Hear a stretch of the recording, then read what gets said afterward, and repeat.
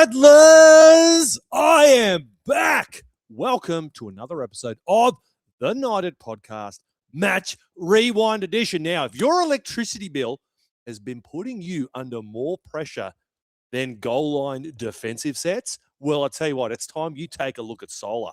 Audra Solar, baby. They are local, family-owned and operated, servicing Newcastle, Lake Macquarie, the Hunter, Port Stephens, and the Central Coast. They handle solar installs, battery storage, and EV chargers.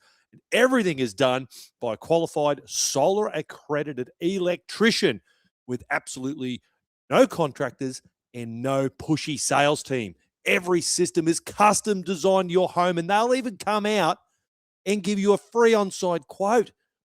What do you got to lose, Battlers? So go ahead to their website at Audra Solar. That's audrasolar.com.au, or give them a buzz at 1300 104 914 and see why the locals just keep handing them out 5-star reviews. Audra Solar, powering homes across the Hunter the right way. Well, Battlers, have we got a show in store for you tonight? That's right. This week was the Voice for Mining round.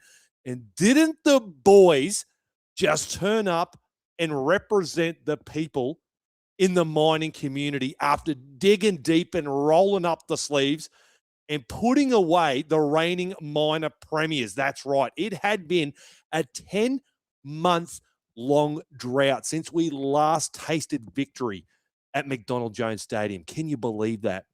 A once proud fortress, June of 2025 will be the last time. Well, no more. That's right. The drought has broken. The damn walls have broken. And points came flooded in, baby. That's right. We have nearly doubled our average points scored in the first 5 rounds of the 2026 season. That's right. The Newcastle Knights now averaging 26 points per game, compared to the 14 points per game of 2025. An absolutely miraculous turnaround for our proud club. But hey, look, not only will we be sinking our teeth in that, we'll be taking a look at your LGB Marine Titanium Forge Player of the Week. I'll be giving you my Paycat Knighted Players of the Week and answering your Get Out Alive Fire Safety Training burning questions. So, Battlers, sit back and get ready as we take a look at the Justin Holbrook outlook from our round 5 clash against Ricky's Raiders, baby. Let's go! Chew on that! Oh, well, do you know who I'm going to be chewing on that with? Good mate of the show. You know him. You love him. You know. Your boy, Scotty. Mate, how you doing, pal? I'm feeling as high as a kite, mate. What a game. What a game, Scotty. What a game. What a day. It was the perfect day, mate. I know it was a bit wet and dreary. Lou and I, we obviously made the pilgrimage down to Newcastle, but it was a bit wet the day before, but the rugby league gods just blessed us, mate, with blue skies and a fast track for some rugby league football, mate. It was a beautiful day.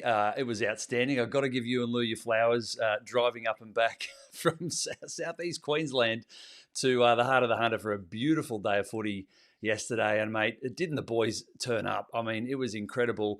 Like you said, the points are flowing. It's amazing. I think 132 points in their first 5 games, 32 of them coming yesterday, and they put on a show in high vis. So, it was a fantastic day, and, very happy to chew on it with you. Oh, mate, you must be, honestly, we talked about it, didn't we, on the Tuesday roster review show, that I just could not see. We talked about that drought there, not since June last year. I just thought the way the team played against the Bulldogs, I know we weren't great last time against the Wars, but we found the recipe, we found our groove, and then doubling down all the amazing stuff you were telling us about what Justin Holbrook was trying to instill in the boys during the preseason, getting them down and dirty underground. I just could not see any way us losing this game, particularly against this Raiders team. I think everyone's still living in 2025. I really do. The scripts have been flipped. I've been saying it. I've been repeating myself, and the boys vindicated me. We just put them away. I was never in doubt. I don't know. I locked it in 13 plus. People called me crazy I'm calling them crazy. Egg on their face, right? Yeah, true. It's funny though, and Lou said this as well. You were so quiet during the game, sitting up with us for some of the game. You were down in the crowd for some of it as well. But you were like, normally, obviously, you're watching live and you're commenting and talking through the whole thing. And it was hilarious watching you actually nervous as a fan, thinking, how, where's this going to go? It was a close first half. Second half, we obviously know the floodgates opened and the tries were put on plenty. But it was a lot of fun watching you watch the boys as a fan. I was on my best behaviour, Scotty. I really was, mate. Behind the glass. I've never seen him so quiet, Scotty. Yeah, I was on my best behaviour because I'm going, I don't know if I start carrying on like I usually do in here, what that's going to mean. So I was thinking of you, mate. Going, nah, I've been graciously invited in here. I don't want this to be the first and last time I'm ever in a corporate box, McDonald Jones Stadium. But Rich, thank you so much for that. Yeah, Scotty, you spoiled us. Mate. You're very welcome, guys. That was an incredible experience, mate. Yeah, tell you what, Lou, the first Mac Jones experience up in the corporate box, unbelievable. Oh, it's like when you go on a plane and you turn left, you're never going to be able to turn right ever again. Hey, a couple of things I want to chew on here, mate. Real quick. Greg Marzu, he absolutely loves the high vis, and he scored again in those mining colours yesterday. The first one over the line for us, which was fantastic. Dom Young has never looked so good. He has scored 81 tries in his 97 games, and I'm pretty sure he's one of the quickest ever to 80 tries in an NRL career. And I don't know about you, but when he went to the tricolours, he just didn't look happy. And now he's back in the Hunter. He looks happy, he's flying, and he is scoring tries like they're going out of fashion. And then the other thing I just wanted to mention real quick is, like, the team hasn't changed that much since last year. And with Dylan Brown not in there at the moment, we've obviously got Sandon Smith and Fletcher Sharp in the halves. So that's a little different, obviously. But a lot of the other players that were there, last year are there this year. And I think there's a different flavour around it all. There's a different energy. And yesterday, one thing I really noticed was our young players stood up and the club's senior players stood up too and really ripped in. It's not one or the other. JSAF, Gags, Tyson Frizzell, they had amazing games yesterday. And I thought the same too with the two Fletchers, Hunt and Sharp. And Sandon Smith, seeing him play in person, the way he's steering the team around and the energy that he's bringing, I know he wasn't brought in to be the halfback necessarily. It's Dylan Brown and Fletcher Sharp is the preferred pairing, but bloody hell, isn't he playing well? Yeah, you're right. Well, he came out, he said it. I've said it so many times, and he came out and said, no, I want that 7 jersey. Look, albeit from that, it wasn't a great game against the Warriors. Not that anyone played. It'd be very interesting to know what happened there. Kind of like what happened to the Bulldogs last week, their first home game in Accor, and we did the ambush of Accor Stadium. We were very similar last week. So a little blip in the radar. I know defensively, he's got a couple of things to fix up, but mate, you hit the nail on the head. When you've got a team scoring this many points, your halfback is doing a job. They are absolutely doing everything right for their team. So, yeah, what a crucial pickup. Like, where would we honestly be without Sand on at the minute if we had, if we still had we'd have Phoenix Crossland playing halfback probably, and you saw his performance yesterday. He is an out-and-out 9. He is an absolute tackle machine. He's the leading tackler for the club so far after 5 games. And if anybody epitomised the hard-working, high-vis effort in those colours yesterday, it was him. His face looks like, it's a dropped pie. I mean, it is horrendous. And of course, I didn't realise until I saw some of the media coverage yesterday. Of course, he's broken his nose in 5 places, and I love that he said you don't tackle or pass with your nose, which is brilliant. But of course, he also broke his finger in that Vegas game and had to get surgery too. So he's really been in the wars, but it doesn't seem to have stopped him at all. Nah, mate, once-off hombre. Who was it, Lou? Someone just said his nose looked like a sausage roll. I was like, yes, it does look like someone glued a sausage bloody roll on his face, the poor bloke. But yeah, tough as nails, mate. I've said it so many times. He's just like the quintessential, Knights player of old. Like, I reckon there'd be so many of the OG boys they would have loved. If you could line them all up and get all the old players and go, who's one bloke in the current team you just love to go to war with? And I reckon there'd be so many of them that would pick Phoenix Crossland. And who was it they used to say that about? Who did they used to say that about? Who's that? Billy Peden, right? It's Yeah, his partner's father, right? You're right. And Yes. I know that obviously Billy, has worked in mining for a long time, still does. And I know Phoenix has been like wanting to make him proud, and he knows how tough Billy was, and he's done some interviews about it recently, and he talked a bit about that. And Billy hasn't got too involved in Phoenix's game, and he's let him do his thing. But bloody hell, he must have been proud of that performance yesterday. Oh, mate, yeah, as I said, tough as nails. Yeah, he's certainly got a bit of Billy Peden around him, mate. So he was absolutely crucial, mate. And I just again I wanted to have a bit of a yarn here. Obviously, this whole mining round, you're a massive part of this, and to see, obviously, like you would speak to this too, like just to see everyone getting around it more and more, and what it means to the players, and how the players reacted to it, mate. Seriously, mate, kudos to you guys that New South Wales Mining putting it together. It's just going bigger and better, mate, and I'm loving the battlers getting around it. Yeah, thank you, mate. What did you make of it, Lou? Oh, incredible. Yeah, first time in Newcastle. Time at Mac Jones. It was just... I think she's already looking at houses, Scotty. Oh, we were there. we got in on Friday. We were there for 4 hours, and the free will kicked in, and I was like, we could literally move to Newcastle. Yeah, I think we started at Merriweather. By the time we got to Bar Beach, it was, she was already got the real canal. Yeah, we're already looking at real estate.com, I think. So look, it's a cracking spot, but the other thing that is of course amazing is that footy team, and the way that the club gets around it and around mining round is awesome. Fletcher Sharp, he's talked a lot this week about what mining round meant to him. And I think you could see that in the way that he played. He's from the coalfields. He's from Cessnock. He's got a haircut to match. And the other thing I was really impressed with was just his maturity, the way he spoke in media this week, the way he spoke about what wearing those colours meant to him and his family. And it is nice, mate, to see 5,000 people still picking up those high-vis vests and more of the mining jerseys in the crowd on mining round. It's fantastic. No, it was beautiful stuff, mate. Beautiful. Well, appreciate everything again, Scotty, mate. You made our weekend, pal. We can't wait each and every year, mate. We're going to have that one absolutely circling the calendar. We love it. The battlers are getting around it, mate. And yeah, it's good stuff, mate. Great outing. I'm glad of all weeks we had an absolute stellar performance for you guys, mate, at New South Wales Mining. Absolutely. Great to see you guys. Great to meet in person finally and have a great show tonight. Cheers. Absolutely, mate. Cheers, Scotty, mate. We'll see you soon, pal. Thank you, Scotty. Oh, there you go, battlers. Good friend of the show, Scotty. Well, I tell you what, beach jerky, battlers, is the proper quality beef jerky with big flavors made by some local Newy boys. A perfect game day snack you can smash while you're watching the footy. So make sure you load up on some game day fuel by visiting their website at beachjerky.net. Seriously, some good gear, battlers. Get around it.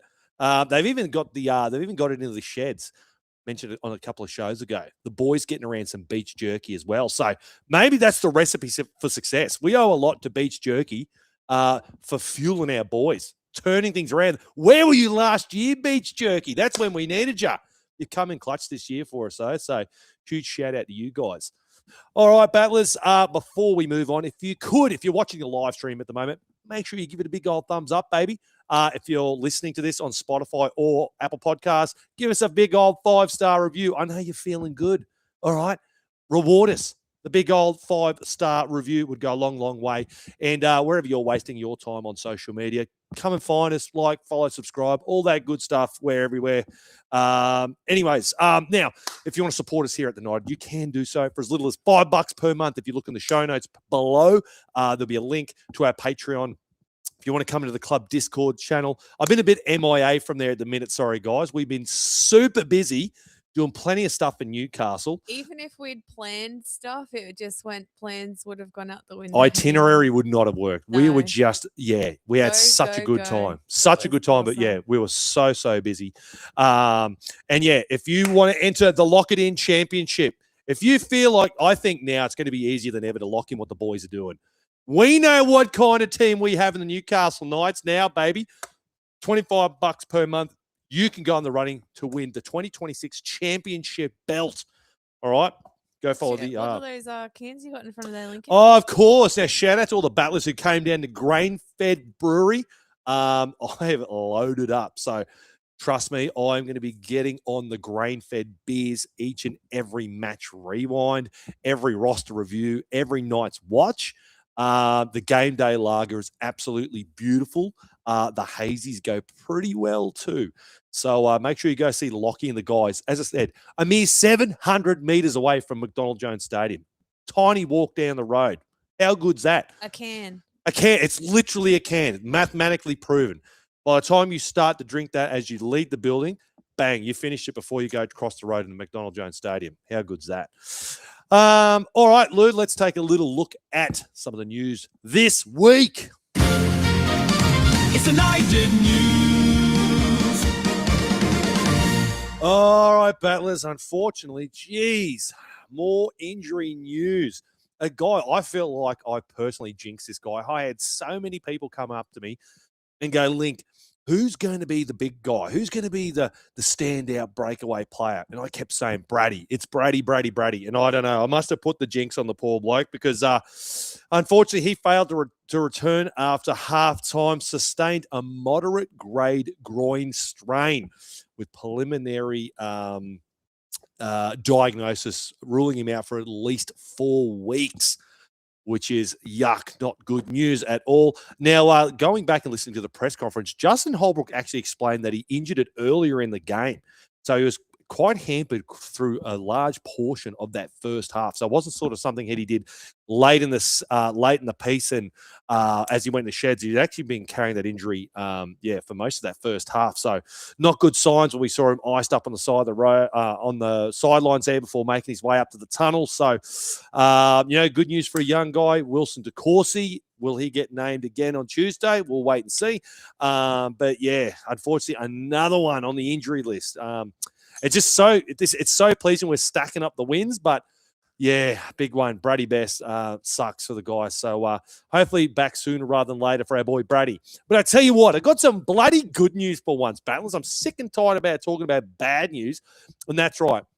Our SG Ball, Tasha Gale, Harold Matz, and Lisa Fiolia teams, baby. They're all finals bound. How good is that? Newcastle Knights pathway system is kicking some ass. Now, I think it was it the SG Ball team that I saw something posted, undefeated, the SG Ball side. I think it was, or was it Mats? I think it was SG Ball. But anyways, clearly the pathway bearing good fruit. So, huge shout out to all the young Knights players as they head to finals football. How good is that? All right, let's keep the good times rolling. Let's sink our teeth into the game that was a game that Lou and I had the absolute pleasure of being at. And shout out to all the battlers that came up and said hello and all the good stuff. Hey, Lou, it was a good time. It was just like friends coming up to meet you. It is. Coming out to say hello. Bloody oath. Yeah, it's a good time. It's fun. We obviously had we'll put the content out. We were interviewing people, handing out the hard hats to anyone in the high vis out the front of the jersey, at the front of the stadium, asking, if you had to go and do a 12-hour shift underground with any Knights player, who would it be? We got some really great answers. So keep your eyes peeled for that content. If you saw some battlers getting around in the hard hat, we're making that a thing, baby. Every mining round, go slap a hard hat on your noggin. So huge shout out to everyone who participated in that. Shout out to Jude as well from Just Mates. We were kicking around with those guys. Shout out Brooke and Jude, good friends of the show as well. So, yes, all right, let's do it. The Newcastle Knights obliterating the reigning minor premiers, the Canberra Raiders, 32 points to 12. Oh, my God. And the bookies are going, how did we get this so wrong when we knew? We were so goddamn confident. I said to Scotty, everyone's just looking back at 2025. That's the year that was. It's not the year that is. The form guide. As I said on the roster review show, the scripts have flipped. Here's a team, the Raiders. They barely beat Manly. Seabolds Manly, not the Manly that put 50 points on the bloody Dolphins. Barely beat that team. That's their only win. And the Newcastle Knights, apart from a poor performance at home against a really good Warriors outfit who will most likely be top 4, certainly top 8. The form guide was with us after a really, really strong performance against the Bulldogs. I don't understand why so many people thought things were going to change. Anyways, but look, we had a really strong start. Ethan Sanders kicking the ball out on the full. We had a couple of really good attacking sets to start the game. But look, credit to the Raiders, that dominant forward pack that we spoke about on the roster review show. They were dominating the middle, just punching us through the front door, getting truckloads of meters. Now, where the Raiders, I feel like, and I think would be the general consensus amongst their supporter group, their fifth tackle plays, their kicking game was pretty poor. Young Ethan Sanders. Now, look, very early into his NRL career, but they certainly missed like the cool, calm, collected out of a Jamal Fogarty. It's just, the kicking game was pretty poor. And look, credit to our boys. Absorbed a shitload of pressure. It only bled 6 points that entire first half. And then so basically they scored in the 10 minutes into the game and not until 10 minutes until full time, which was absolutely miraculous. Considering the scenes that, the Battlers have had to bear witness to during the bloody drought at McDonald Jones Stadium was absolutely incredible. And you just saw it. You saw the individual plays. The want was there. How many times did you see the ball hit the deck or a high ball? I don't know. What is up with the Raiders not wanting to contest any high balls? Didn't want to go anywhere near them. And our boys were all over it, just taking those opportunities. And it just showed. It really showed that the boys had more want. And we just got the job done. So now, look, I do know, Lou, we got an absolute buttload of voicemails. So what we're going to do, all right, we want to bring you guys in with us. So give me a bit of a break because your boy, if you didn't know, pulled an all-nighter. Now, before I say this, I can't take full credit for pulling the all-nighter because I kind of brought it upon myself, Lou, didn't I? You did, Lincoln. So when someone booked said accommodation, I forgot to book a third night. And how many times did I Yeah. try to tell you? So we got back to our room at After about... having a lovely breakfast. We had a lovely breakfast down in Merriweather. And then we moseyed on back to the room, get some stuff ready before we head down to Grain-Fed Brewery. Good thing we were all ready to go. Knock on the door saying, "Oh, you guys are going to go. You're checking out." We're like, so 10 what? minutes we had to quickly pack up and Yes. go to Grain-Fed 2 hours early and sit in the car. And That was why the decision was made to drive home straight after the game because I couldn't find accommodation anywhere. Which Easter long weekend. What an idiot. Which in the end, it did turn out to be better. It was better. But yeah, it was it was a we slog. made it work. It was a slog, battlers. I do not recommend driving 8-9 hours after a football game in the dark. Not much fun. Smash the podcast, but you weren't much company either, Lou. You were sort of knocking out the Zeds every now and then. Well, I had been up since 4:30, like most mornings. Yeah, you had been. So So dickhead me forgot to book an extra night accommodation. So that's why I brought it upon myself to make the trek up back home. But the things you do for love. I would have probably done it anyways. But anyways, I digress. All right, some voicemails, Lou. What do we got? Hit me with them. All right, first one's from Nico. Nico, what do you got, big dog? It keeps getting better and better, guys. Honestly, every week it just keeps getting better and better. The competition is on notice. Honestly, the Knights are coming. They're humming. They're coming. Mate, it's all happening right now. It's all happening. Just watched the game for the 4th time. 2 weeks in a row, I've watched the Knights play 8 times. It's just unreal. Honestly, it's getting better and better. I just want to congratulate Lincoln and Lou for doing the trip, the big trip, the heavy carry up and down. Well done, guys. Well done. Just to give us this fantastic content you guys provide us with. Special shout outs to our wingers again, mate. Dom Young and Greggy Marzu just fucking cranking. Dan Gagway had a great game. Sandon Smith controlled things very well. Fletcher Sharp, just class, man. Just fucking class. Just class touches. Fletcher Hunt, fuck me. Just we got talent everywhere. McEwen, fantastic game. Jacob Saifidi, again, just a fucking brick list wall, goes mate. on. Just a brick wall. Unbelievable. Phoenix Crossland. Harrison Graham service out of dummy half, mate. I can't. Where do I stop? Well done, guys. Honestly, this is just great vibes. Go the fucking Knights.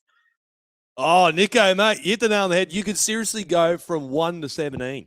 The players, mate, yeah, they were sensational. Well, let's touch on Greg Marzu and Dominic Young.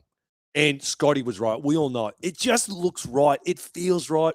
Back in Newcastle, you can tell the cheeky smile that he wears on his face.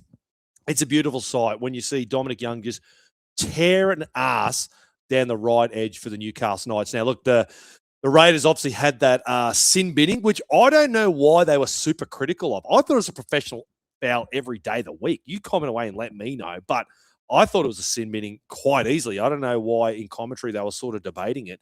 But, yeah, you could see we had a lot of joy once Tamale was off on that left edge there. Yeah, whenever the Knights would sort of play left and then shift right, just tore them to pieces.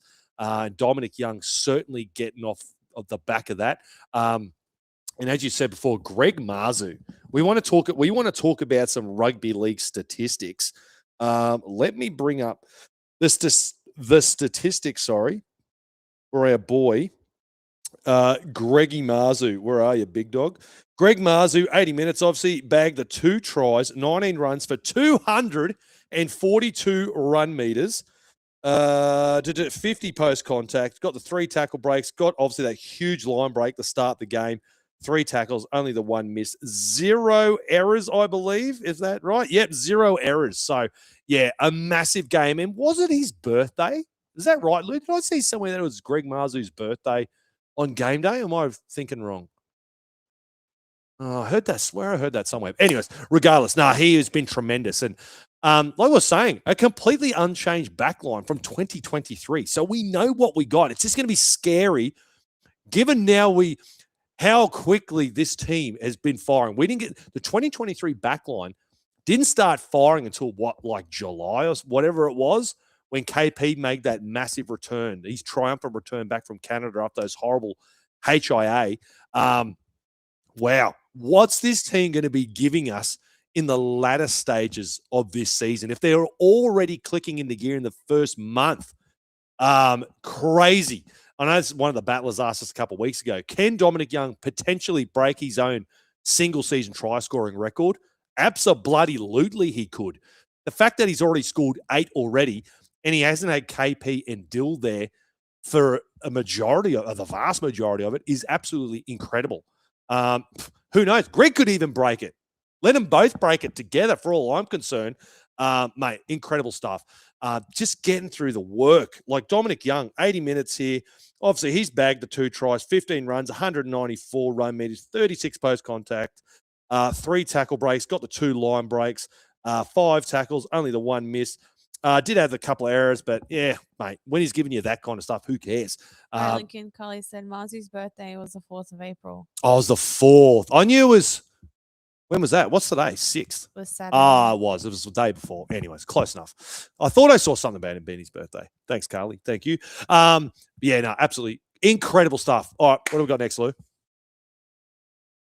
I didn't write notes for this one, so let's see. Well, that was an epic game. I'm telling you now. There's no words to describe what happened. Well, all I can say is, boys, guys, whatever, I'm born on the Central Coast. I've been a Newcastle Knights fan all my life. All I can say is, well, this is a change around that we need. We need this change to get us back on the podium. I don't care what happens, but, well, this is a big change for us.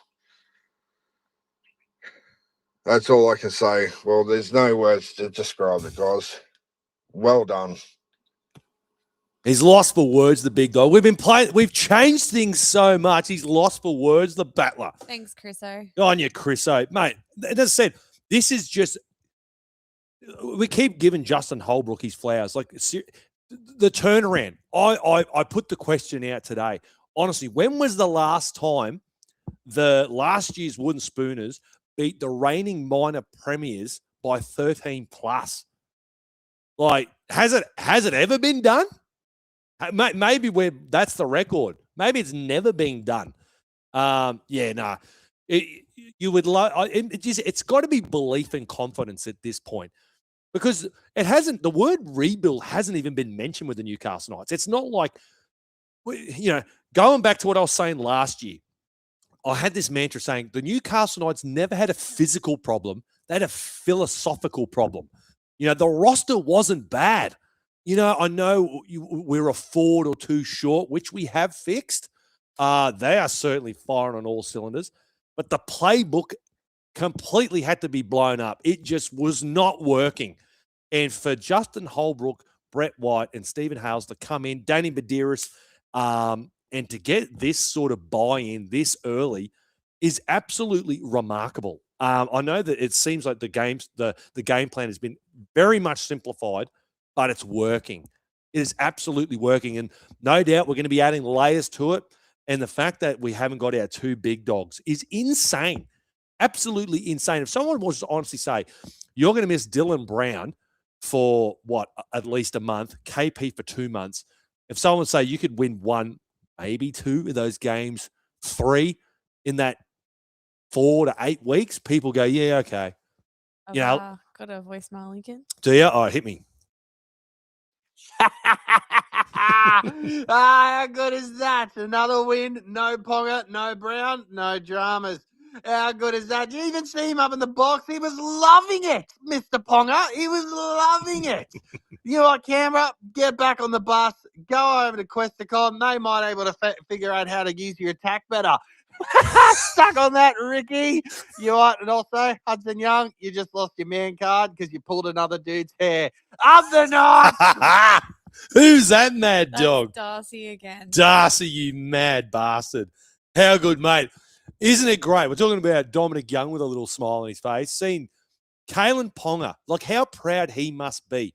Honestly, it has been such a huge problem for the Newcastle Knights for so many seasons that have gone where KP's gone and there's just no plan B. There's no other point of attack. There's no point of difference. And he must just sit back and just go, wow. Like November 1 is fast approaching. He could sign elsewhere as of November 1. This will go a long, long way. If he can sit back and go, this is what I'm witnessing, experiencing from, being injured and watching the performances he would have been watching, had that continued, I don't know, I would be very reluctant to think that maybe he's not going to come back. Maybe he's going to go, you know what, I'm not wasting my prime years at this club. But, geez, that's got to be good signs. If he would be chomping at the bits to get back on that football field to rip and tear with those boys. Great signs. And, yeah, Hudson Young, mate, isn't he got that shit about him? That honestly, I think the Raiders now in the last 3 weeks have had 3 sin binnings. I know that wasn't he didn't get sin bin for that. He probably fucking should have been. He's always had a bit of that about him. I know he's a super competitive guy. And look, he was probably frustrated. Probably a case of tried a little bit too hard, had a couple of little poor errors, but you shouldn't have a back rower probably trying to do the things he was doing. But not good signs, is it? The older. It was very, at least his was a deliberate one, unlike when Tyson Frizzell, remember round 7, 2023, got penalised, that one on Jerome Luai, which was completely accidental. But yeah, fuck yeah, Darcy. I'm sure Ricky was absolutely spewing, mate. And wherever he says high vis for the next few weeks, his skin's gonna crawl, mate. Thinking of the Newcastle Knights pounding his Raiders into the core of the earth at McDonald Jones Stadium, brother. Got a voicemail from Clinton, and it was his birthday on Friday too. Oh, happy birthday, Clinton. A great victory today. Packed house, passionate fans. Fucking earth. What a day. What an atmosphere. Awesome. Man, oh man. Who said we need Ponga we're sitting there with Dylan Brown, all the doubters out there. Oh, we can't win without him. Well, we showed you teams. We showed you what we can do, what the Knights can do. We battle hard. We never give up. Always fight. Fight to the end. That's what Knights do. Fucking Knights oath. fans do. We stick with the Knights through thick and thin, through the good times and the bad. Like, baby, today was a good day. Go the Mighty Knights. Clinton, mate, has anyone ever told you your cadence is very similar to that of like a Christopher Walken? You get a bit of a Christopher Walken about you, Clinton. Did you get a bit of those vibes? Yeah, it's very soothing. The Knights are very good. I do a horrible Christopher Walken, but you got a bit of a Christopher Walken twang about you, Clinton. So happy birthday, brother. You've got an Arnie twang about you, Lincoln. A what? Arnie. Arnie. No. Go the Knights. Mate, plenty to be proud about, brother. Look, they're literally leaving battlers speechless. They don't know what to say. They're sitting there just looking at the United hotline going, what am I going to say? I don't know what to say. I know what I'm feeling. I know what's deep down inside. I just can't put it into words. Justin Holbrook is leaving battlers speechless with these performances. And, mate, it's just good vibes. It's good vibes. Do you know what? It's even better vibes in 2023 because it's starting from now. It's starting without our superstars. It's starting without this guy that got a monster contract that's going to be for 10 years. That's the exciting part. Like, the foundations are here. Like, the proverbial rugby league cake is being baked with points. And we haven't even put the fondant on top. That is Dylan Brown and Kalen Ponga. That's how fucking good this cake is. And we haven't put icing on the bastard. Incredible. Nah, good stuff, Clinton. Cheers, brother. Talking of good vibes, this is a very cute voicemail. Is it? What do we got? Newcastle, Newcastle, Newcastle, Newcastle, Newcastle. How That's good. from Timothy and his 5-year-old daughter. Oh, how bloody cute is that? That might be the youngest hotline call we've ever received. Actually, speaking of which, that's going to segue.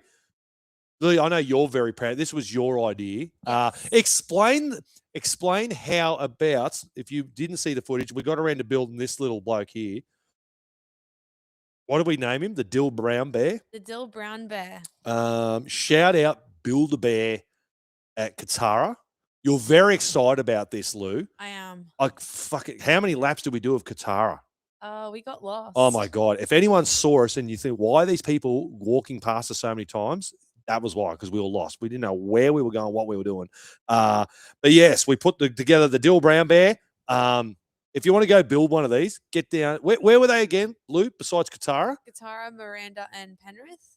Penrith, yeah. I don't know if I can hear this, but hang on. Oh, look at that. I don't know. Maybe send it, if you want my voice recording, send it up to me and I'll fucking scream into it for you.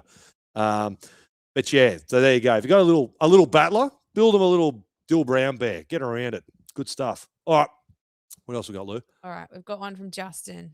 Justin, big dog. Oh, I'm looking forward to this. Yahoo! We fucking won! Fucking earth we did. Just a beautiful Monday morning. Oh, actually, a beautiful Easter Monday morning. A public holiday.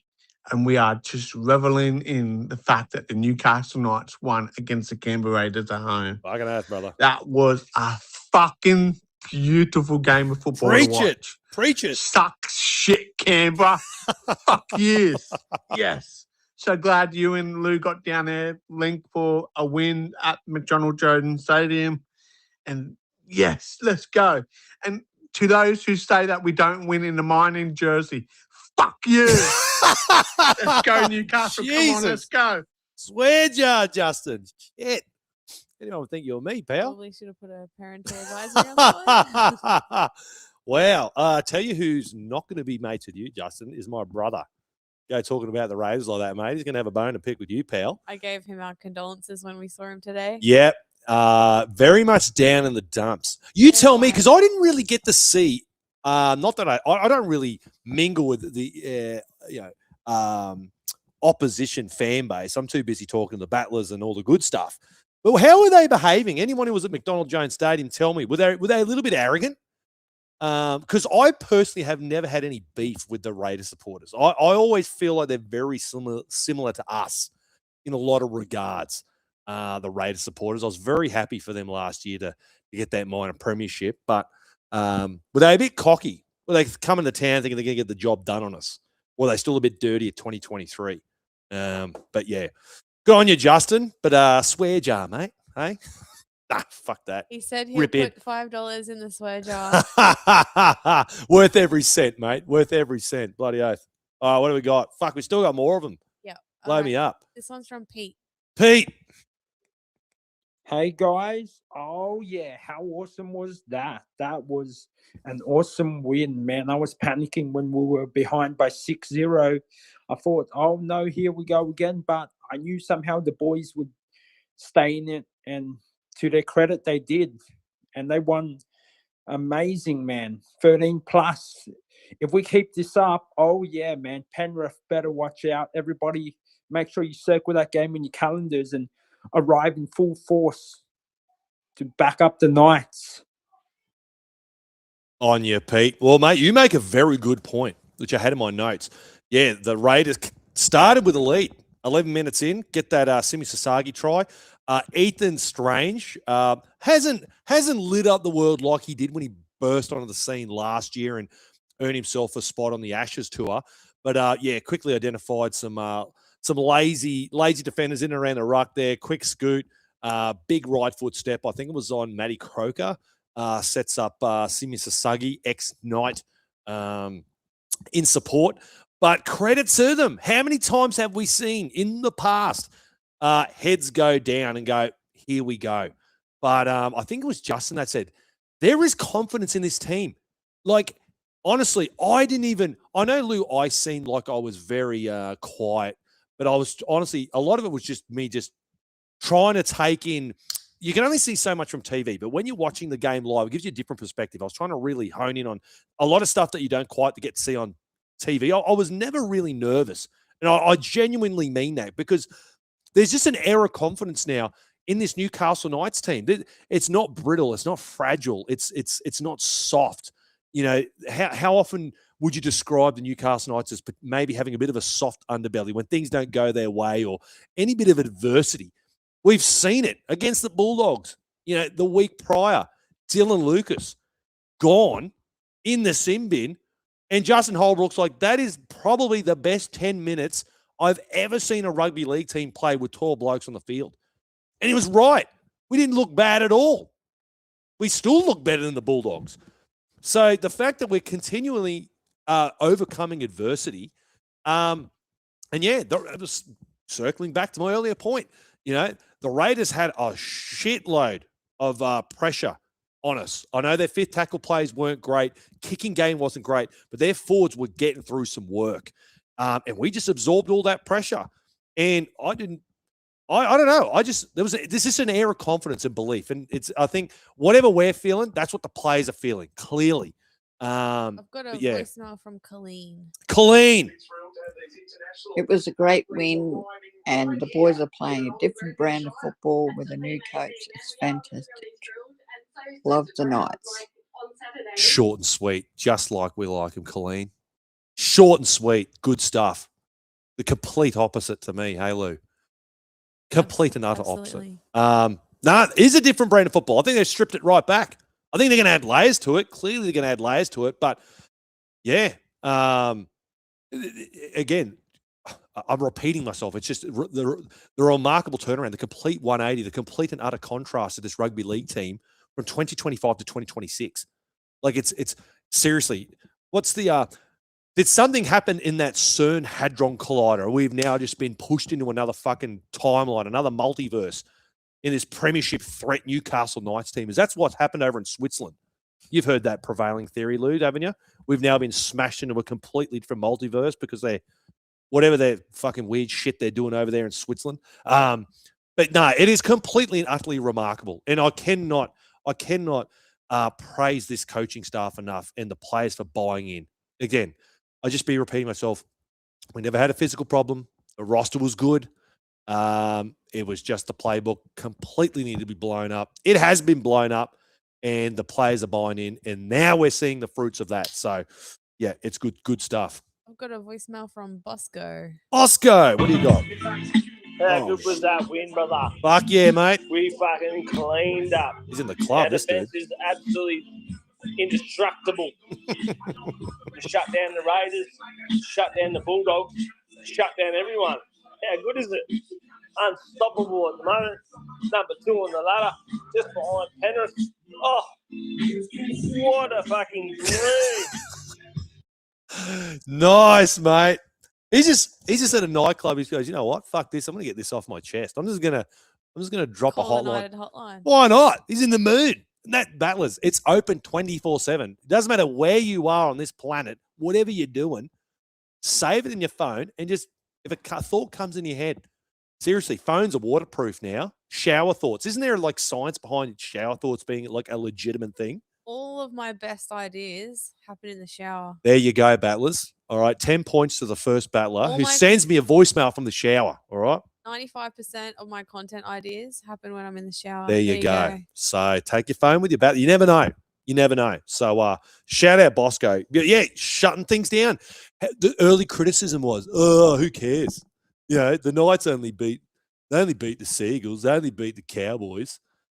You know, 2 teams that probably will sack their coach. One who has already been sacked. But the reigning minor premiers, the Bulldogs, finals teams, we're beating them. Are they playing their best? Doesn't matter. Doesn't matter. The score line accurately reflects how dominant we are against these teams. Yeah, and it's awesome. Awesome stuff. The script flipped, baby. Loving it. Good stuff, Bosco. What else we got? We've got one from Blake. Sorry, Link. Excuse me, but my housemates are asleep, so I have to be a bit quiet. But oh my god, Wake them up, brother. Knights fan. Who's the minor prems now? Who?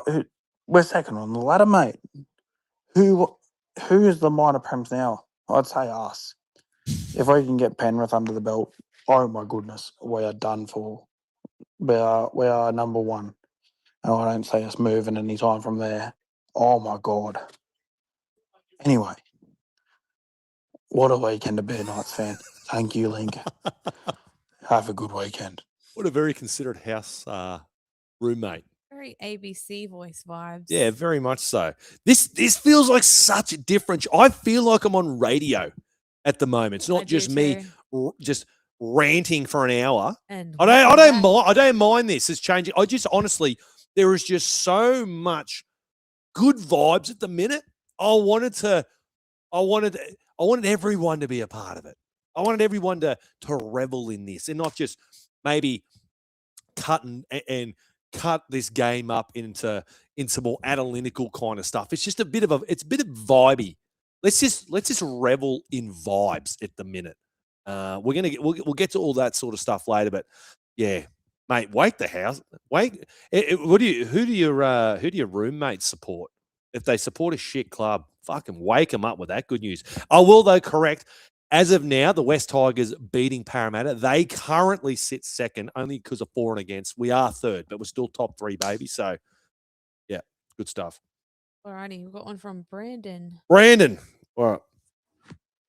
Just wanted to say, mate, very proud of our boys. Our forward pack is standing up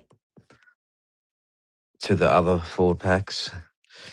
It's been a long time coming since we've seen this. Very proud of our whole team. Even though we still have got our 2 main strikers out, we are showing that we can do what every other team can do and make it even better. I am so proud of the Newcastle Knights and all the Novocassians that turned up today. I was even at the game today and I was so impressed with them. They are dominating and I've not been so happy in a long time. So thank you, the whole Newcastle Knights team and all the supporters. Fucking oath, mate. Up the Newcastle Knights, still CD, baby.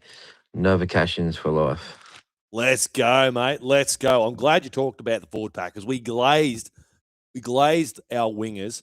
But you're right. And we said it on last week's show. How long has it been since the Newcastle Knights have not like just gone toe to toe with the forward pack, with like absolutely obliterated them? Again, the Raiders forward pack, a very good pack. All right, we all know that here. They've got a very, very good forward pack, but they held their own. Boy, oh boy, did they held their own. And I tell you what, Jacob Saifidi, he keeps playing like this. He absolutely deserves a return to the Origin arena. He has been absolutely fucking incredible. Where are you, JSAF, you mad dog? 65 minutes, 19 runs for 178 run meters, 65 post contact. He's got the offload there, 32 tackles, only 3 missed. Wow. Talk about just a re-energized Jacob Saifidi at the moment. We obviously had your boy Pastrami, Trey Mooney making his return. Good games. Not the big, again, cutting blokes in half like Pastrami does. You'd love to see it each and every week, but that was a bit of an outlier game, but he still played really, really well. Tyson Frizzell, wow. We talk about Dane Gagai winding back the clock. Tyson Frizzell was absolutely huge. The co-captain coming off the bench. 40 minutes there. What's he got? 18 runs, 166 run meters, 67 post-contact. He's got the 2 offloads, 22 tackles, only the 1 missed. Very unlucky not to get a try after that kick put in by Fletcher Sharp. Comes off the goalpost. It misses that. He's in for all money. How good were those tries we used to see a few years ago, those grubber kicks for a screaming Tyson Frizzell on that right edge when he was playing back row there, getting in the back to those territories. But yeah, mate, good times, mate. Good times, brother. All right, well, who else we got, Lou? Got a voicemail from Chris. Chris. Hi, Link. Lou and fellow battlers, well, what a win that was. Great game by the Knights. Everyone stood up, played a great game, and fucking gave it to the Raiders in the mining jersey as well. Pride of the Hunter, pride of Newcastle. Just what a win. The more people keep doubting us and putting us as underdogs and we keep winning, you know what? Fuck them. Let's just keep winning and show them who we really are. Let's go, Knights. Fucking oath, Chris. This is a good. I remember Chris sending in some of the most depressing voicemails, and mate, I mean that respectfully. You had every right to be depressed after last season, but it's good to see the bounce back, mate. I can just close my eyes and see that face you're smiling, brother. I did say, I went on record. I'm going to have to find it, Lou. I went on public record and stated for a fact the Newcastle Knights will be the greatest improvers in 2026. And no one's even come close to us. Name one other club that has improved as much as the Newcastle Knights have in a single offseason. Name me one. There hasn't been. There seriously has not been. I've got to dig that up, Lou. I'll look like an absolute fucking guru when I drop that. I've got to find it. Can't remember when I said it. Anyways, if you can, better yet, if you can find it for me, baby, you remember, go find it for me. It was, yeah, I had no doubt. We had to. We had some massive players out. But yeah, I'm going over old granny, but yeah, mate, plenty to be proud about. And I think that's evident, isn't it? You just, it's nice to be proud of this team and for them to be doing Justin Holbrook, as Scotty was saying, he took the initiative to go, you know what? We got to get in touch back with the battlers, back to the Hunter, back to the Steel City, baby.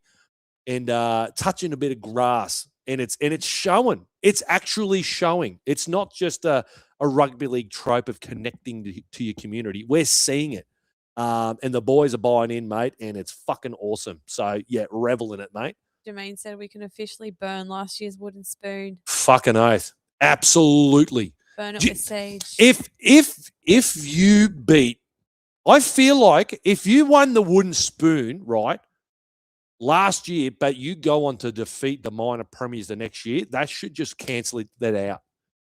Who's with me? I think that should be a thing. I think you can redeem yourself. They go, all right, we got you the spoon. However, if you beat the team that wins the JJ Guildman Shield, all right, that's what the minor premiers get. It cancels one another out. You've redeemed yourself. You've atoned for a terrible season by making amends and beating the best team in the regular season the very next year. I don't know. You tell me. I think that's quite reasonable. I think that's a quite reasonable thing to do. Anyways, who else we got? We got a couple more. Voicemail from Jack R. Jack R. Jack the Ripper. If you had fucking told me that the Knights would be 4-1 after 5 rounds of footy, and Fletcher Sharp would have played 2 games, 2.5 maybe, and Dylan Brown and Callum Ponga would have played a game and a half each, and we'd be 4-1, I would have told you the Knights are winning the comp. The fact that we're doing what we're doing right now is a credit to Justin Holbrook. Give him the coach of the year. The Knights are going top 4, baby.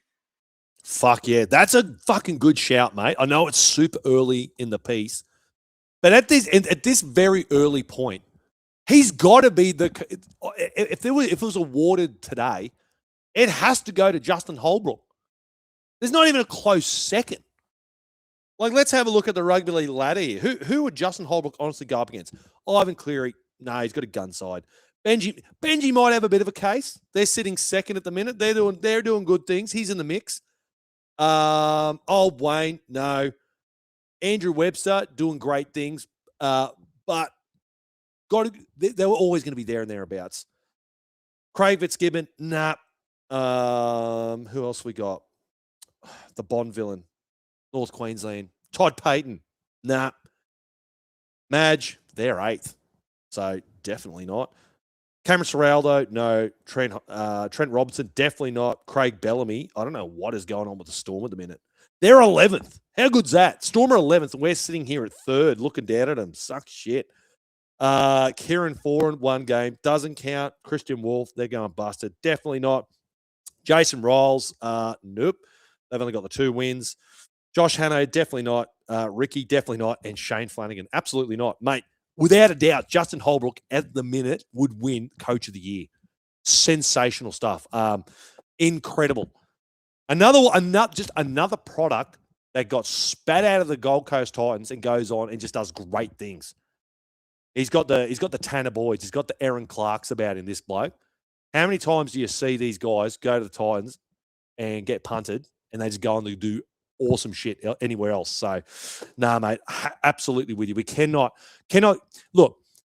Will it always be this way? Are we always going to be this good and we're always going to have these performances? No, we're not. But it's a small sample size, but what we've seen so far has been fucking great. And just the amount of effort and whatever happened in the preseason to get these guys doing what they're doing now, and as you said, without their superstars, is just insane. Absolutely incredible. So good on you, mate. Good on you, Jack. Good shout, brother. Alrighty, we got one last one. One last. In this one from Wads. How good is Dom Young?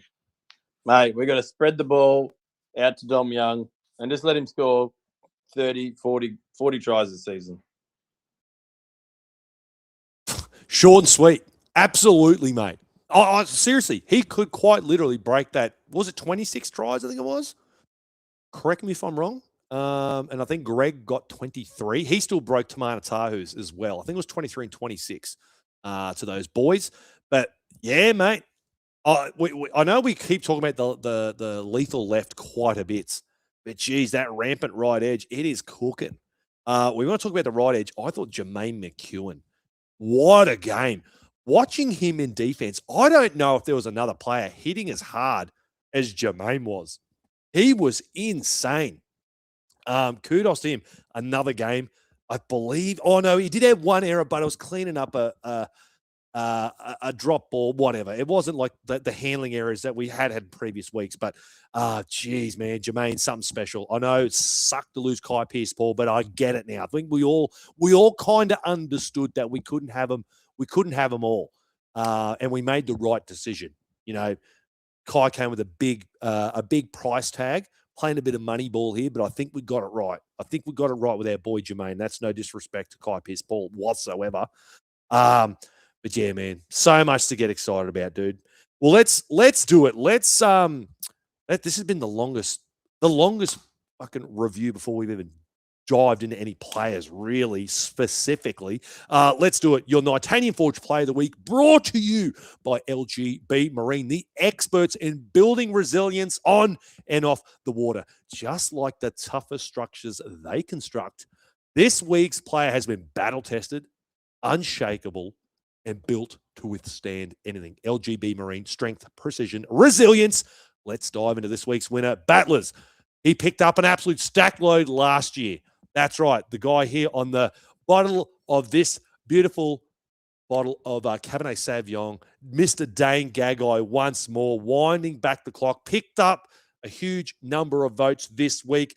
Let's take a look at our boy Gag statistics from this game as we continue to glaze the man. Obviously, the 80 minutes played there. He's got the 2 try assists, 15 runs for 147 of the best, 26 post contacts, 12 tackle breaks, 12. I didn't realize that. He's got the 2 line breaks, a line break assist, 3 offloads, 24 tackles, 5 missed. Not all missed tackles are created equal. Willing to absolutely look past that this week. Wowee. Going to be very interesting. There will be seriously, I'm torn. I'm really torn. I had some people talk to me about Dane Gagai and gone, I know it's the farewell tour and it sucked when he went and played for South, but is there a world now? I did not think that the Knights would even consider giving him another 12 months, but I don't know. Maybe it was just the off-season in me talking. Maybe it was just the 2025 vibes getting to me. I thought he should have been our Daddy Badiris medalist last year. I think we all kind of thought that. I think going to that awards night stream, we were all kind of thinking, Jacob Saifidi, no disrespect. I think we all thought Dane did a sensational job when he filled in at fullback there. His conversions were fucking on point, just dug deep. He was a guy, no matter what, no matter the result, he was a guy that just left everything out in the field. And we saw that even through the dark ages, that poor bastard, 15, 16 when he was with us. But yeah, so yeah, Dane Gagai, just getting through some work, winding back the clock. Seriously, he would still not look out of place whatsoever playing in the Origin arena. Just absolutely incredible stuff. So I want him to retire a night. I don't know. You tell me. Does he go around one more time for the mighty Newcastle Knights? Do we keep this 2023 backline together, but maybe just one more year? I don't know. Because there's going to be another NRL team that takes him. Absolutely, they will. They'll be mad not to. Just even for pure leadership in and on itself. What's it now? 318, 319 NRL games or something crazy. So 2017 Wally Lewis medalist. Guy's an absolute weapon. What a gun. All right, now this week, much like last week, was so goddamn hard for me. You could have an infinite number of combinations of the Knighted players. My 3-2-1s this week, and you know what? You wouldn't be wrong. It was so hard. Seriously, you're splitting hairs with these blokes, so take it with a grain of salt.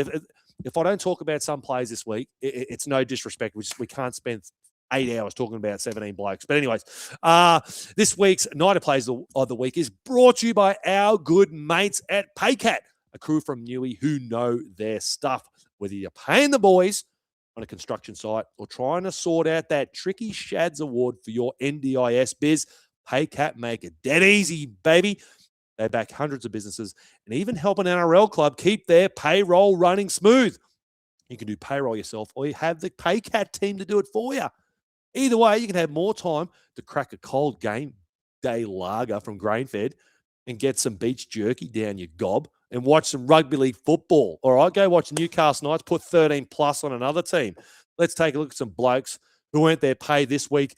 Now, I had to give my 3 points to Fletcher Sharp. I thought he was absolutely integral to this game. They all were. They were all great. I'm splitting hairs, but geez, he went down in a tackle there. Clearly that PCL is still giving him grief. He's still not 100%. It would be super painful, but for a guy to be carrying that PCL injury and to continue to back up in some of the support plays that he does, rewarded with a try, might I add, a beautiful Sandon Smith kick up on the left edge there. Who's sniffing around for the ball? Who puts themselves in the right places more times than not? It's your boy Fletcher Sharp.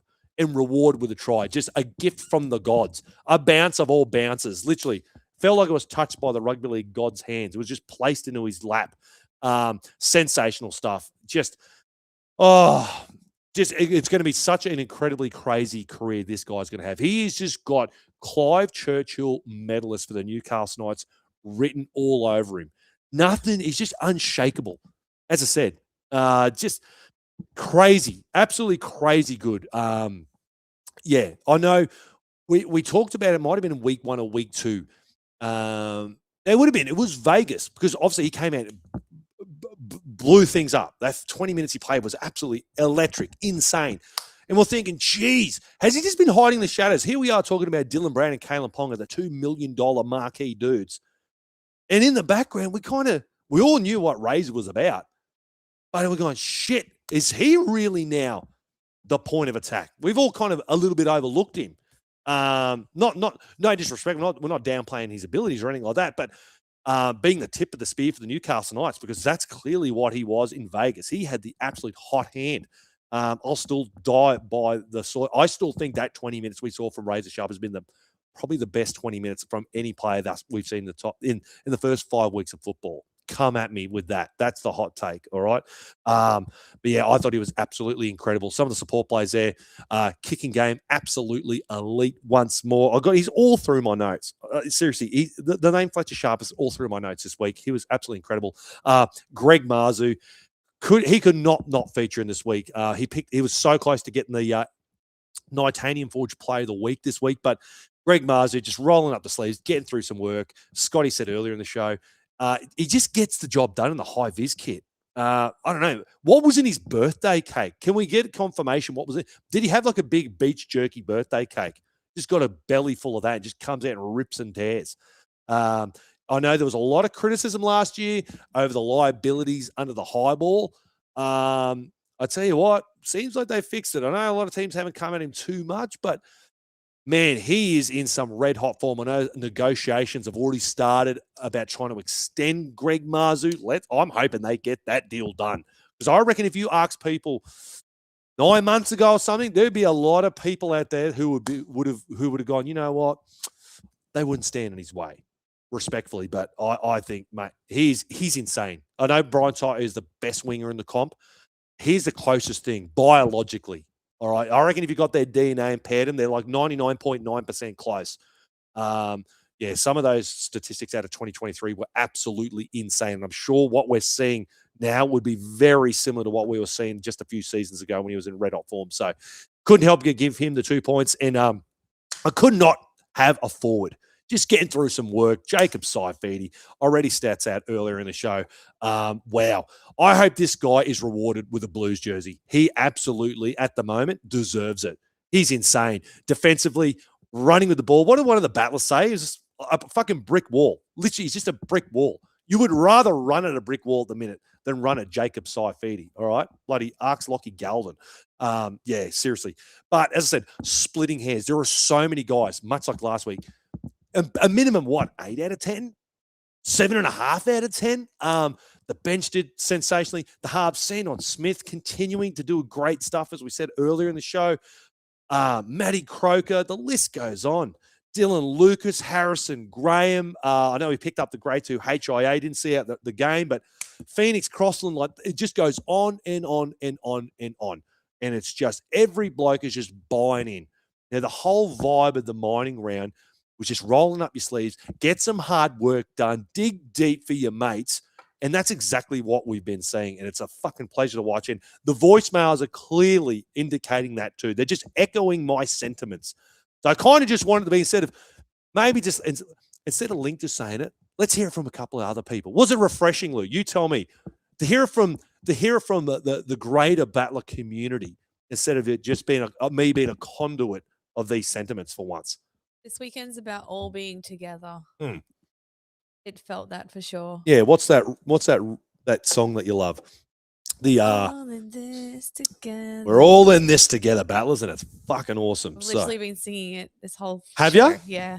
You got to teach me that. You've been wanting to teach me that dance for a minute, haven't you? High School, that's it. High School Musical. That's the one. You had that on the end of last year, didn't you? I did. I didn't realize. I knew it was pretty campy and pretty cheesy, but shit, I don't think it was that cheesy. Yeah, it's pretty bad. Man, they didn't. Yeah, they don't make them like that anymore, do they? I don't know. Anyways, enough about Zac Efron and Vanessa Hudson. Let's move along, shall we? But yeah, I think that's just going to wrap it up. That's going to wrap it up. It's just a very much similar performance to what we saw against the Bulldogs. We were a hungrier team. As I said, the high balls, any loose balls, who was the first to jump on it? Phoenix Crossan was the first to jump on it. Fletcher Sharp was the first to jump on it. Fletcher Hunt, quickly might add before we move on from that, isn't it nice to see him add layers to his game? Wasn't like the second try, I think it was, puts up a beautiful kick on the fly on the right edge, forces an error from the Raiders. We shifted out to the left. It might have even been first try, was it? I can't remember which one it was. Anyways, good to see him add some layers into his game. We've got an injury to Bradman Best there. Who knows what's going to happen in that back line at the minute? So, again, just a huge, emphatic fucking thank you to the coaching staff of the Newcastle Knights and the players at the minute. We're fucking loving it. We're proud, baby. We're proud. Justin said you set the vibe by having the Screaming Jacks better on repeat during the drive down. Yeah, how did you feel about listening to Better for about 10 hours straight, Lou? Yeah, it was something different. Yeah, I bet it was. I know the words now. Oh, no, it's good stuff. It's good stuff. I know it's a little bit of a different review, but it was a vibe review this week. Bit of a vibe one. The vibes are vibing. The vibes are vibing. Absolutely, they are. The United Hotlines are blowing up, and we love it. Absolutely love it. So yeah. Good Speaking stuff. of blowing up. What's that? Burning questions. Oh, the burning questions. That's right. Brought to you by our good mates at Get Out Alive Fire Safety Training. If you work in a business, battlers, are you prepared for fire and or emergency? Are you like Ricky Stewart? You're just looking around going, how on earth do we stop this flooding of points? Our team is burning to the ground. How do we stop this? Well, if you don't want to be caught like Ricky Stewart and the Raiders, get in contact with Get Out Alive Fire Safety Training, where you're training plans and procedures.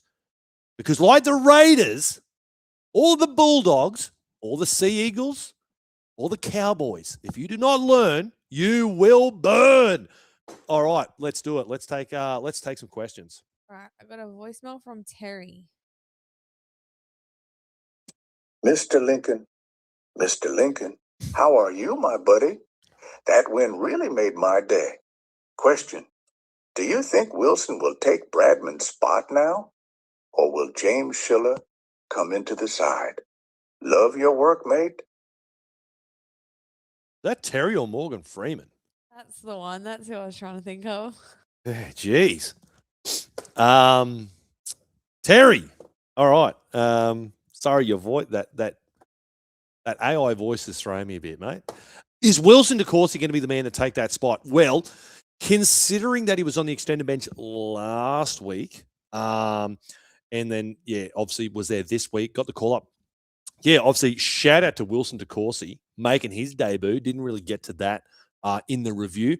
Came in, obviously not a big highlight game, but he came in. He did a solid job. We should actually read, whilst he's made his debut, let's read out Wilson DeCourcy's statistics, shall we?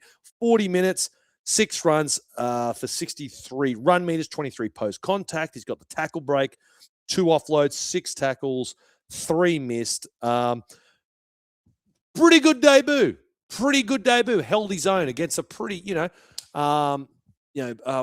side was he on left? So who was on the right? Was that Sasangi? Oh, I'm trying to remember now. It was, wasn't it? Right. Yeah, it would have been. Simi Sasagi. So no slouch. He's keeping out Matty Timoko from that Raider side. So he's in some good form. So I would probably say yes. But man, I don't know. There's a couple of other names there. You still got Shills, Kyle McCarthy, Fletcher Hunt now. If Dill comes, well, not that. No, that wouldn't really change too much. Oh, unless you put Razor back to full. Man, I don't know. I'm doing circles here. If I'm a betting man, I'll probably say yes because he made his debut this week. He's got to be doing something right to jump to the top of the list. I think Justin Holbrook's shown his hand a little bit, and I would say that would be the case. Even though, from all accounts, and you got to see him in the flesh, our boy Hank, I think he scored a couple, didn't he? He did. What a great game in Cup too. Shout out to those boys. Weren't we treated, Lou? Absolutely. Field goal in the last 20, 30 seconds of the game, getting the job done. I think it was 25-24. So shout out to the Cup boys too, setting the tone for the day. We literally walked up and then Yep. Hank scored his try. And I was like, wow. Fuck yeah. Yeah, on the Family Hill, get around to the Piss Hill, and then they slot one right in front of us. Good stuff, boys. So, yeah, all around good day to be a Knights supporter. But, yeah, I'd have to say probably yes, mate. And I know it's just a silver lining, isn't it? And plenty to be excited about. As we said, looking at the pathway system, as we said in the night in news, killing it through the pathway system at the moment. Locked in already for some finals football. So, Wilson DeCourcy, one to look out for. Like our boy, Francis Manu-Leilua, you know, another guy, keep your eye on him. He's had a little bit of a taste, but hasn't been really tested yet, hasn't really had a big opportunity. He could be another guy. Look at Harrison Graham. The short opportunities he's had, he's taken it with both hands. Loving every bit of that. So, yeah, Wilson DeCourcy, keep your eye on him. Could be a huge game next week. All right, what else have we got, Lou? Saying asked, mate, how much did you spend on fuel to Newey and back? Mm. Would have been insane. Yeah, we got this a bit. I'll do a quick calculation. I reckon it would have been. This will be pretty close. Hang on, sorry. Times.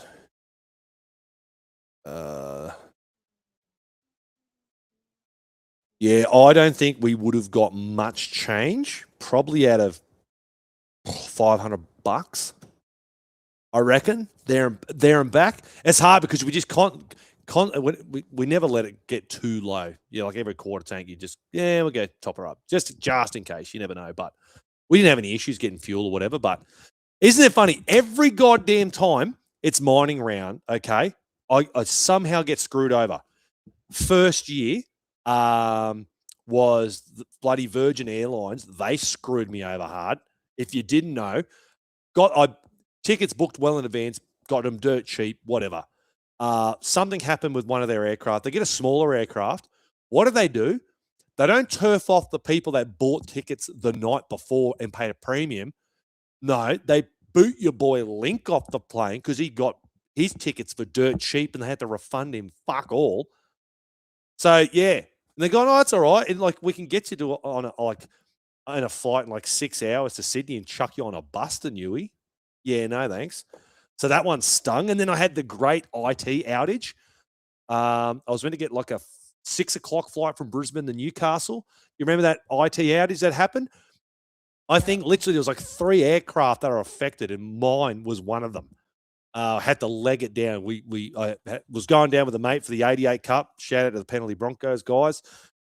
Good dudes, support a shit team. And there was horrible weather. If you remember that game against the Broncos, we played them into form. I think they had won 6 losses.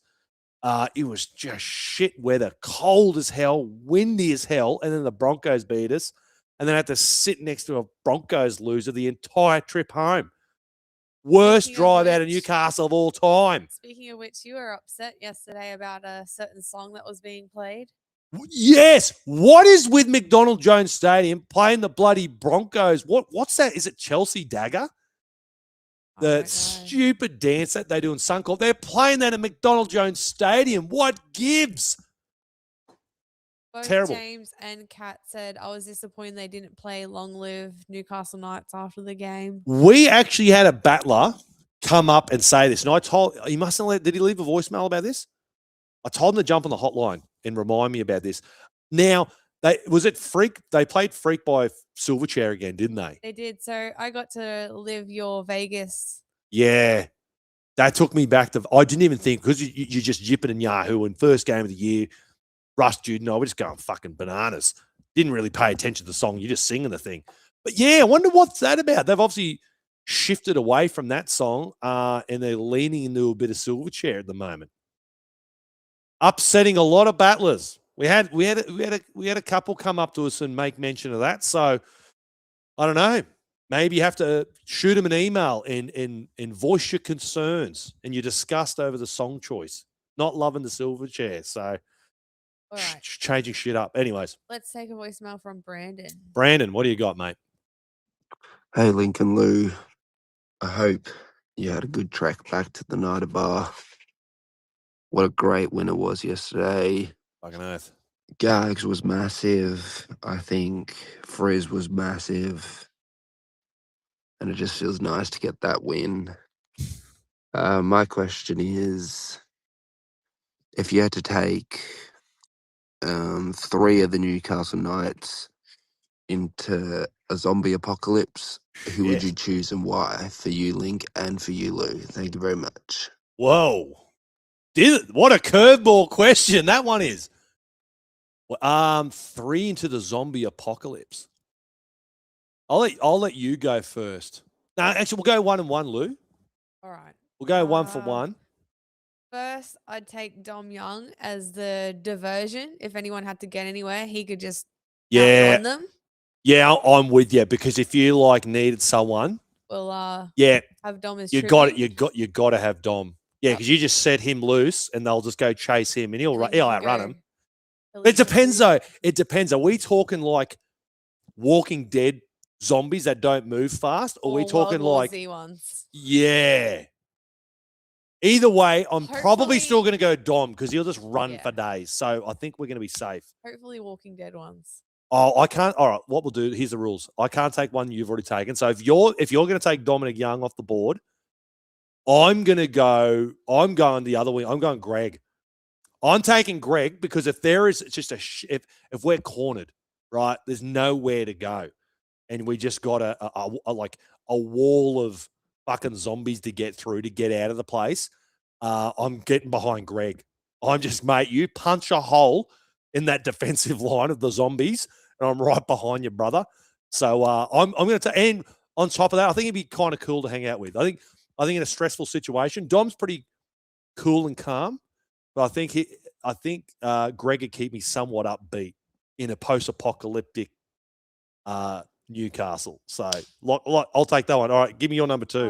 My muscle would be our boy Pastrami. Pastrami? Yep.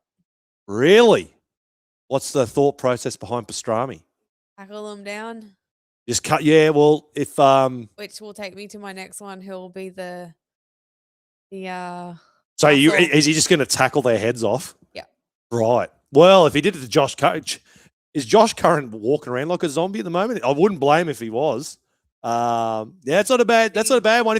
If you need to disable any zombies, pastrami's your man. All right, I'm going to go with number 2. I will go with oh shit.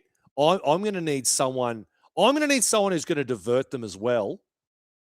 I reckon someone who could probably duck and weave a bit. Fuck it. I'm going to go KP. For the mere fact he might be able to outrun them. He might have like the out and out pace, but he's got the step. I feel like if you got to get in and amongst the zombies, he could just goosey the fuck out of them, and they don't know what's going on. If he can do that, professional athletes, what hope does a zombie have? So, yeah, if he's got to like deliver medicine to like another team of people and it's through like a field of zombies, I feel like he's just going to tuck that under his arm and he's just going to get through it. So I'm going to take KP, and again, under stressful situations, he's a captain of our club. I think that would come in handy also. So yeah, give me KP. All right, my last one would be the muscle, and it'd be Dylan Brown, and he'd just kick their heads off. Kick their heads off. Yep. Just the kicking ability. You're just going that. Yep. Really? Yep. You wouldn't think like a Fletcher Hunt because he can get so high, like he's got the area he could just like jump, kick their heads, or you just want the power of the kick. You've just answered yours then. No, because who have I got? I've got Greg and KP. Oh shit! What do I need next? I was just singing that song. I need a bit of muscle. No, I need a bit of muscle. I need someone who's gonna. Daniel goes on the top of zombies. Terrible song. Oh, the Cranberries. Yeah. I don't mind that song. Good band. Rest in peace. No, I'm gonna need someone who's gonna carry some shit. I know Greg's pretty powerful and whatnot. I feel like we need like a workhorse. Maybe someone who can just like have a think. And while you are, Justin said My 3 players for a zombie apocalypse are Fletcher Hunt, Tyson Frizzell, and Jay South. Yeah, that's a good one. Oh man, there's so Carly many said- good options left on the table. Who do I Carly said take? McEwen, he'll have your back when the zombies pull your hair link. Oh yeah, true. That's what Dom's got to worry about too. Do they get the hair? See, I don't have that problem. I don't have that problem. If I go, maybe Greg's pretty powerful. Maybe he can just carry a lot of the supplies for me as it is. I've got a KP. Shit. Who do I have? Who do I leave on the table? Because you also have Brady. Brady would just fucking plow through them also. Yeah, true. What do I? I need a big guy. I need someone big and powerful. And you know what? Probably I'm going to go Trey Mooney. Only because I feel like Trey Mooney's got a bit of dog about him, a bit of swagger, bit of aggression. And I feel like he could channel that aggression more towards zombies than maybe a Jacob Saifidi. I think Jacob would probably channel that aggression more towards the living, where Trey Mooney would just channel that towards the dead. And yeah, he's got a bit of that about him. I reckon he'd be my guy. Need a big guy Pete in the said, roster. My 3 are Fletcher Sharp, Phoenix, and Dylan Lucas. And Snedden said, I'm taking Greg Marzu, Joseph, and Bradman. A lot of meat to keep the zombies away while I get away. That's not a bad option either. That's good too, Yeah, true that. Or you could go another way. Do you have someone who's busted at the moment so you can get away? Is this your one and only opportunity to outrun a professional athlete? They're just going to chew on that bloke. Are they going to go? They're going to go to town on. Or Dill's already running. Is it KP? KP's screwed at the moment. It can't be current. It's got to be top health. But yeah, You've got that's a really good question. If you got any other really quirky, weird ones like that, hit us up. I like that. Good stuff. Good. Who sent us that one? Brandon. Brandon, good stuff. Keep them coming. Christopher said, my 3 for a zombie apocalypse are Lucas, Mooney, and Crossland. Crossland would be good too because he just wouldn't fucking stop. Even if it was like, a zombie ass sandwich, he wouldn't care. Like he's got a broken nose and he's still going through shit. That's a good one too. I feel like he'd be the leader. He'd have just the bandana and shit, and he'd just be getting to work.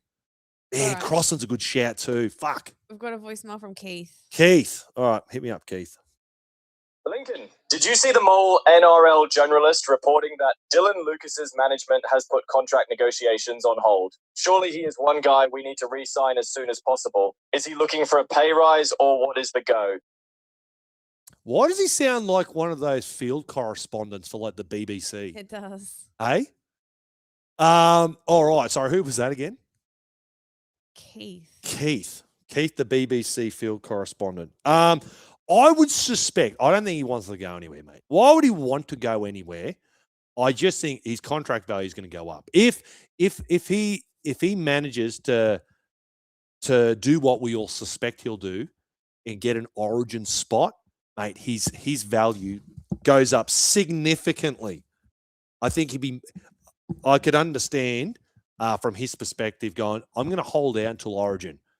Because if you once you've got that origin jersey next to your name, your contract value goes up. So purely from that perspective, I get it. I don't think there's anything nefarious. I don't think he's like, I'm not happy here. Of course he's happy. He fucking loves it. He debuted for the club. He's killing it on that left edge. That would be my guess. If I had to guess, if I had to be I'm sure there'd be managers who would probably echo those sentiments, but that would be it. I'm not stressed. I'm not worried at all about Dylan Lucas going anywhere else. Even though I did see Adam, I don't know if he's just trying to fucking irk me because he hates the Knights. A Parramatta supporter that lives in Maitland that hates the Knights. Jeez, what a taunted existence that is.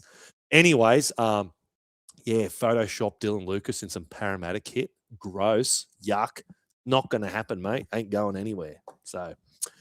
Here's our friend Jennifer from Build-A-Bear. She has heaps of Knights kit for the Bears. 3 years of fighting and I've finally got them for us. Fighting the good fight, Jennifer. Well, appreciate it. We got our little... She yelled out to us as we walked past. You did? That's right. You did too. You were absolutely starstruck when I walked past. So you're only human, Jennifer. Happens all the time. That's honestly why I can't live in Newcastle. I just can't handle the paparazzi. We're away from it here. They sort of chased us out of Newcastle, didn't they, Lou? They did. Trying to get the cameras in the windows there as we're shooting content at a Hungry Jack's car park. Hey? Yep. Just too much. We just love our simple life up here. Go down for the whirlwind of Newcastle. The elephant of the room question, and there's so many that to bring up, but everyone's been asking, how are we going to go with Penrith? That is that is honestly at the moment the great litmus test in rugby league. Everyone now, everyone's just saying, who can possibly stop this team? They seem unstoppable. That game against the Storm completing at like 94, 95% and getting pounded into the core of the earth, getting 50 put on them. I don't think that had happened since like 2004 or 3 or something. It was something crazy, like 20 odd years ago. I don't know, man. And apparently they haven't even hit the full stride yet. Milky Jenkins, 12 tries already. Insane. Mate, I would love to play them. If to be brutally honest, I would love just to go toe-to-toe and just to get a gauge because they've set the bar. They did. They've set the bar at the minute. You go look at the rugby league website, all the stats. They fucking dominate just about all the good stuff. All right. Good fucking team. It is what it is. And while we're on the subject of Penrith, I've never been one to hate Penrith for it. I admire teams like that who can build from the ground up and who continually have fucking their good players poached and other guys come in. You look at the first team that won a grand final to their last team or the team they've got now. There's not many there that were there when they first won one. And there's plenty of other teams now that are playing finals who have got good players out of their system playing for them now. So, it's very different to other clubs, say, a la like the Roosters, who just seem to throw money and have all these deals outside of rugby league to lure and entice generational talent to their club. They've got a team of all-stars, not an all-star team, so to speak. But yeah, I don't know. You comment away. I certainly don't hate Penrith for it.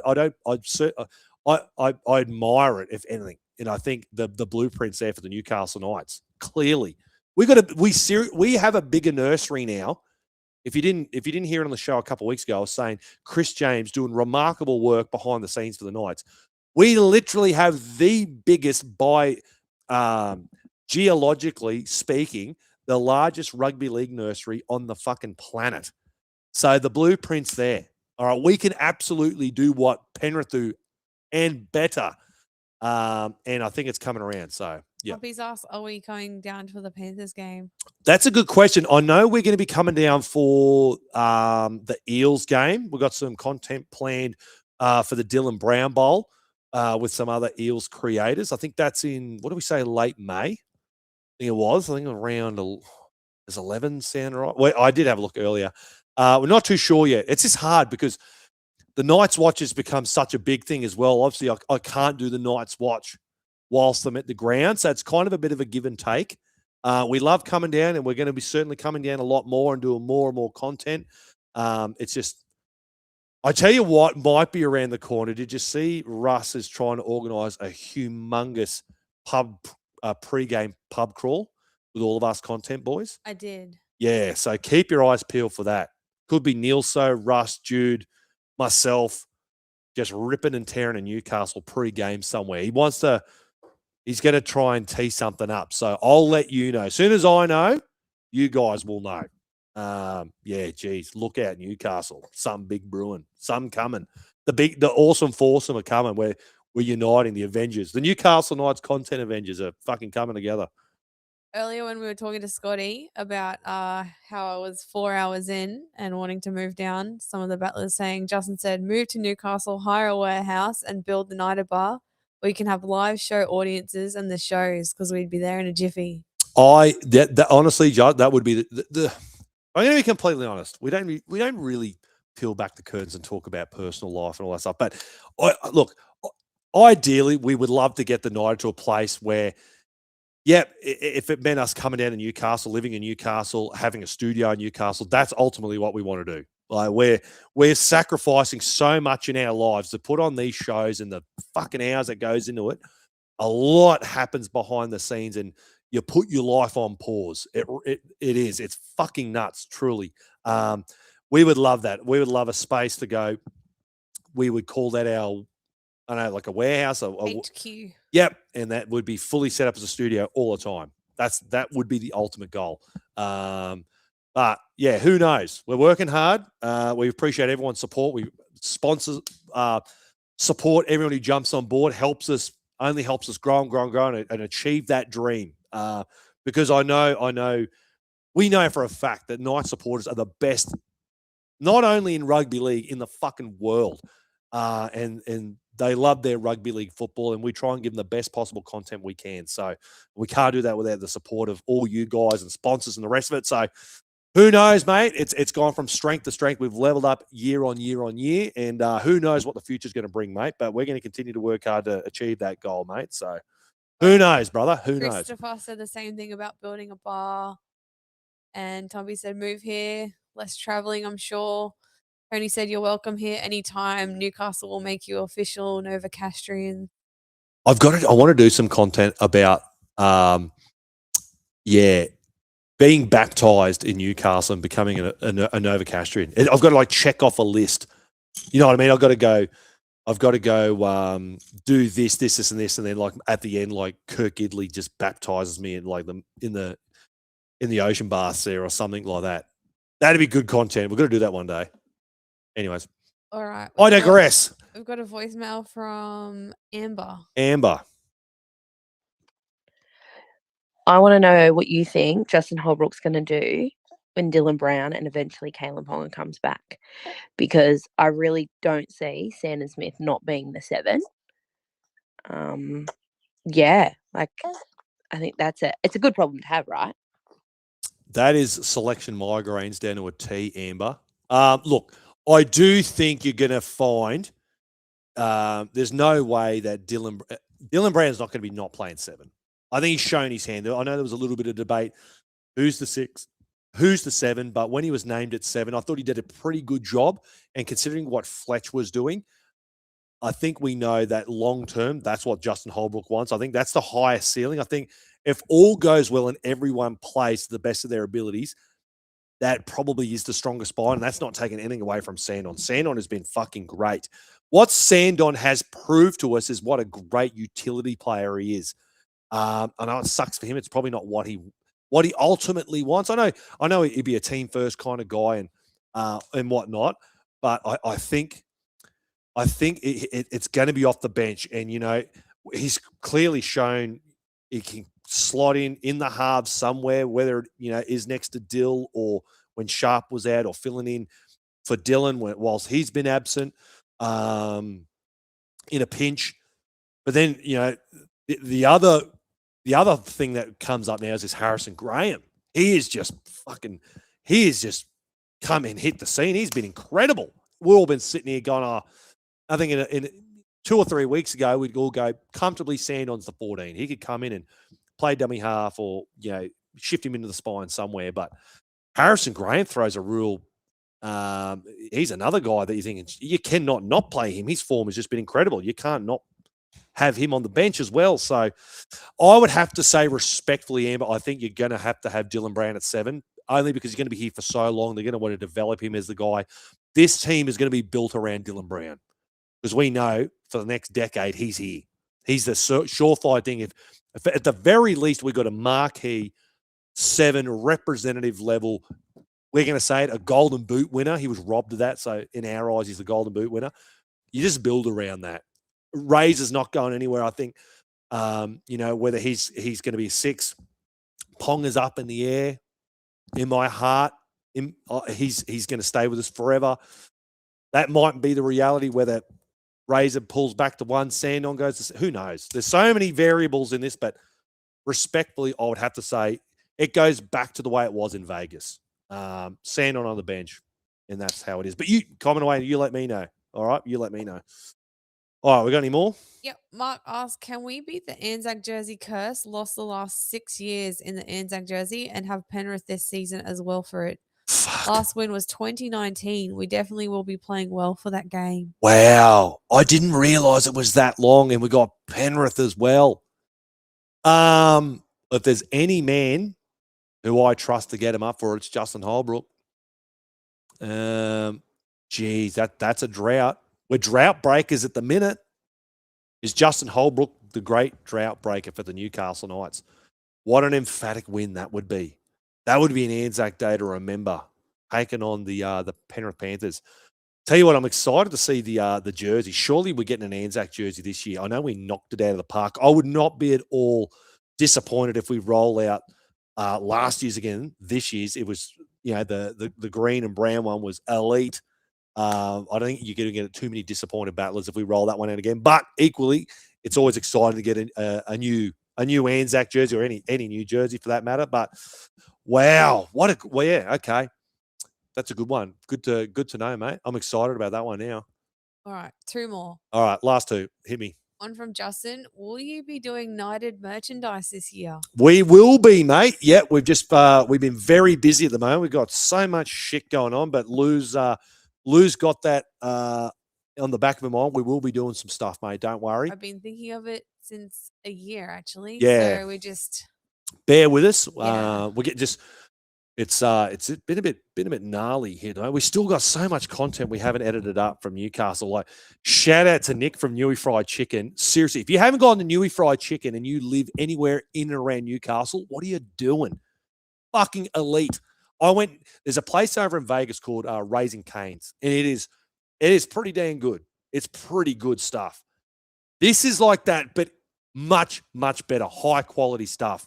And how lovely is Nick? What a fucking top bloke. See, just one of these blokes, the owner of the place that just gives a shit and just wants to have a yarn. Just a good salt of the earth kind of a bloke. Just can't help but not like the guy. It was a great night. Great night. Good vibes. They do takeaway, dine in. Seriously, get around it. I think too, he gave us a heads up because they do their own little jersey. That's coming around too. Hotly requested. So we'll let you know for all those who missed out on their last little jersey release. They're going to be doing another one. But Sorry, before I play the last voicemail, Leanne, I did see your comment before. Not sure if you saw this. Jermaine is 21 today. is he? Oh, what a fucking 21st for our boy Jermaine McEwen. Nice stuff. All right, last one from Davo. Davo. Hey, Link, how good was that fucking win?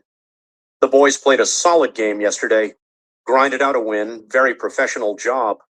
Thoughts on the hair pull from that dirty cheat, Hudson Young? It really grinds my gears. Love the show and keep up the good work. He sounds very similar to some of the Americans that I was interviewing over in Vegas. Yeah. Hudson Young's always had that about him. I don't remember who did he eye gouge? Was it one of the Burgess boys? God, this is going back a few years back now. He's got a little bit of that in his game. I know he's a super competitive guy. I love seeing him in the Origin arena. But yeah, it's not a good look. Not a good look going pulling another bloke's hair. Like, as a man who has long hair himself, yeah, don't do that. Don't be doing that to another man. Yeah, who was it? Was it Darcy earlier in the show? Ripped him a new one also. Yeah. Yeah, nah, not a good look. No go. But unfortunately, this is something that's been in Hudson Young's game for a long time. We've known Hudson that had these little moments, but that's Canberra's problem, not ours. They have been incredibly ill-disciplined. I think, as I was saying, the last 3 weeks, I think they've had a sin binning every fucking game. Yeah. So Ricky's got that's fuck it, that's Ricky's problem to solve, not ours. Yeah, we can look down at them on that one. Anyways, battlers, if you're enjoying the live stream, give it a big old thumbs up. Really does help us get the channel out more and more, the live stream, all the rest of it. Those YouTube subs are coming in nicely too. If you're on YouTube, fucking follow us on that. It really does help us out, battlers. And if you haven't done so, what are you doing not leaving us a 5-star review? They're coming in now, but I know there's plenty of you that have been listening and going, oh, I've got to get around to doing that. Well, fucking stop whatever you're doing. Pull the car over safely. Go do it. All right? That's your call to get that done for us. That would be greatly appreciated. Well, Battlers, we'll be back again tomorrow night as we break down our next upcoming clash. That's right. Is it the Tigers? It's the Tigers. Wow, that's right. We're going to the jungle, baby, as we take on Benji Marshall and Kai Pearce-Paul in the jungle. All right. Battlers, you go and enjoy whatever is left or remaining of your Easter long weekend, or if you're listening to this afterwards, the start of your work week, whatever it may be. We're getting the Adam O'Brien out of here. We'll see you guys for the roster review show tomorrow night. Battlers back, say it loud. The Naughty Podcast, make it proud. Battlers back, say it loud. The Naughty Podcast.